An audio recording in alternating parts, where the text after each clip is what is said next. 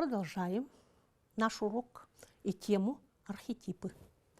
Вот мы привели примеры архетипов. Образ матери – самый древний, можно сказать, сакральный архетип. И он обозначает не только Богоматерь, но и землю, и прародительницу. Даже один из романов глубоко советского периода Закруткина так и называется «Матерь человеческая» и рассказывает о временах Великой Отечественной войны. Образ отца. Судьба человека Шолохова. Соколов, Андрей Соколов, который берет на воспитание маленького Ванюшу. Это архетипический образ отца. Образ дома, место, где можно укрыться, где тепло. Я всегда вспоминаю один из самых теплых и прекрасных домов русской литературы. Это дом семьи Турбиных из романа Булгакова «Белая гвардия» во главе с сестрой Еленой. Это действительно дом, который приглашает в себя разных людей, их друзей, и Шервинского, и Мышлоевского, и Карасика, и Лариосика, всех-всех. Мотив дороги, архетип, как ухода из дома, пути в другой мир. А здесь мы вспомним Петрушу Гринева, который уехал из родного дома, и впереди его ждала война с Пугачевым, и обвинение, и прощение. Вот это вот мотив дороги в другой мир. Он жил недорослем, как он сам говорит, и гонял голубей, и делал бумажного змея из географической карты и прилаживал мочальный хвост к мысу Доброй Надежды. А стал другим человеком через дорогу. Мотив заколдованного сна смерти. Первой прочитанной мной книгой в жизни была книга «Сон Обломова». Это такая была детская книга по-якутски. Хотя сон Обломова – это не смерть, но все-таки это какая-то утопия. Это общество, которого нет. Возможно, с самим Обломовым было не в такой степени, но все-таки это вот тоже сон. Образ осени как порога зимы смерти.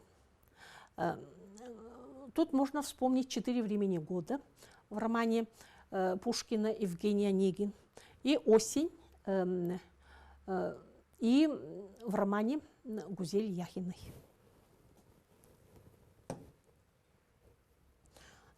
Следующие термины, которые мы можем использовать в своем произведении, это модель, поведение, например, способ, тоже поведение, исторический контекст, разные, а в данном случае это советское время, коллективизация, антитеза, да, противоречие, противоположение, построена пословица, парадокс, оксюморон. Вспомним роман недавно скончавшегося Бондарева «Горячий снег». Так, теперь очень интересно, это история женщины, хрупкой, но сильной. Наверное, мы про каждую литературную героиню можем так сказать. И про Катерину из «Грозы», тоже хрупкая, которая мечтает летать. И Наташа Ростова тоже мечтает летать, но сильная. Вот. Прошла через все горести и лишения, достоинства.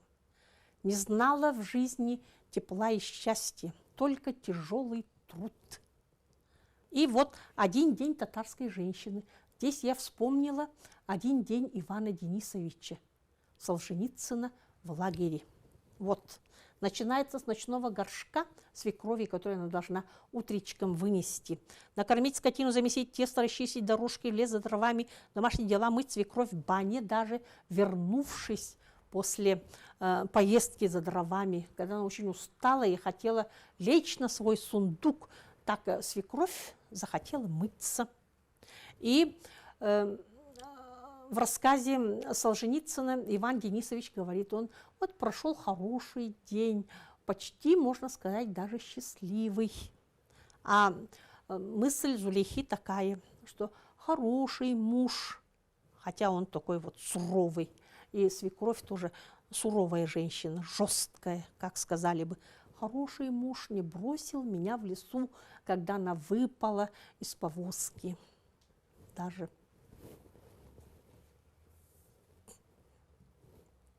Вот теперь наши любимые ассоциации.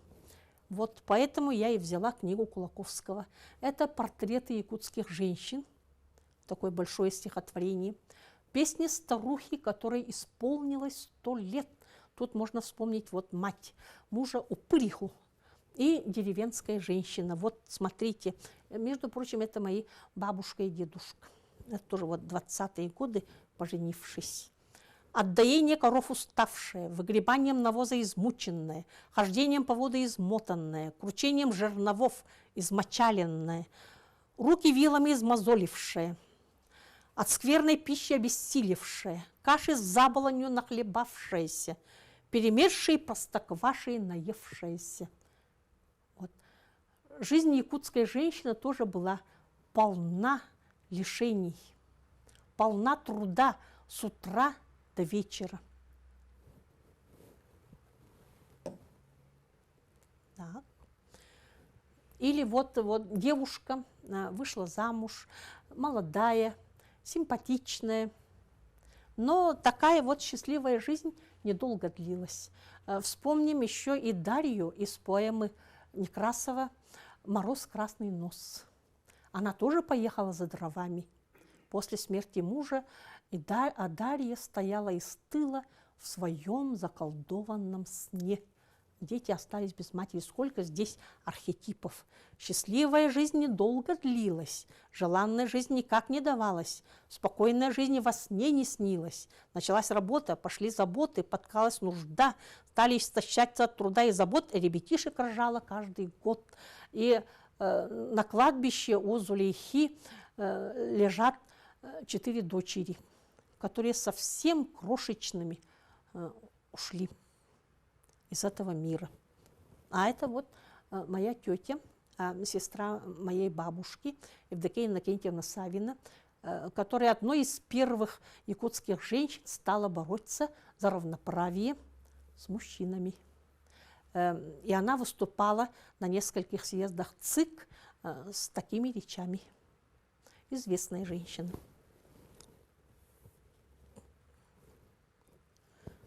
Далее обратимся к мифологии, потому что в романе есть это такие татарские духи.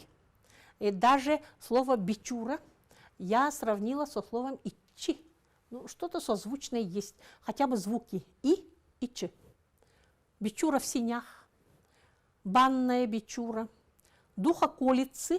Вот она утром крадется на четвереньках по чердаку, чтобы спрятать 2 пастилы. Я думала, кому она их несет? Оказывается, она несет духу околицы. И когда пастилы она бросила, и они не вернулись из пруги, она сказала, вот, значит, он принял мою жертву, он доволен. Дух кладбища и отдельно вещи сны Упырихи, которые всегда сбывались. И в последнем сне она говорит, вот мы с сыном вдвоем, а тебя с нами нет, вот ты умрешь, погибнешь, а получилось наоборот. Это роман о тяжелом времени. Это история репрессий. Герои 19 национальностей в этом романе. История покорности, подлости. Там есть герой Горелов, например, бывший зэка, который стал потом комендантом, изжил коменданта Горелова. История благородства, настоящей интеллигентности. Там есть герои и художник, и доктор, который вышел из своего кокона, и агроном, и художник, который рисовал Париж, и ангелов, которыми оказались живущие здесь вот герои, в том числе и Зулейха, как Богоматерь с младенцем, и который потом отправил Юзуфу открытку из Парижа. Вот после войны он добрался до Парижа и там остался. Это настоящий интеллигент. А вот обратимся к якутской мифологии. Сколько у нас, я взяла не все. И горного перевала, и хозяин леса, Бай-Баянай. Так, и дух огня, к которому якуты постоянно обращаются, и дух домашнего очага, и дух местности, и дороги, рек и озер, хозяева деревьев и трав, дети земли, Эреке-Джереке. Это дух заброшенного жилья. Это далеко не все. Но видите, мифологии схожи. И татарская, хотя татары относятся к исламу, и якутская мифология языческая.